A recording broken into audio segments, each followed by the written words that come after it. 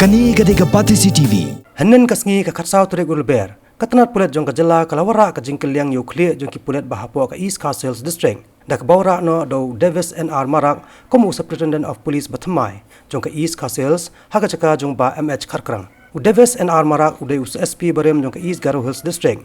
Badula Shimti kini kam hakani kanong ba Shillong hanen hi kasngi haringkat ka jing sakhilang ki wede ki he pulet. Bakan top yu SP City uba Vivek CM USP Traffic uba Nangkiu Dor CM bat ki wede. Habakan hakinong patay ke bor ke jela hadin ke jelang. Davis NR Marak ulapan pau. Bakadan ke jing per haba wan nari luam garo. Handai nak liang jong un persang ban penyadai bat ki officer jong nikatnan panwan ra ya ka an ke berhenti haga district hi borak kawai.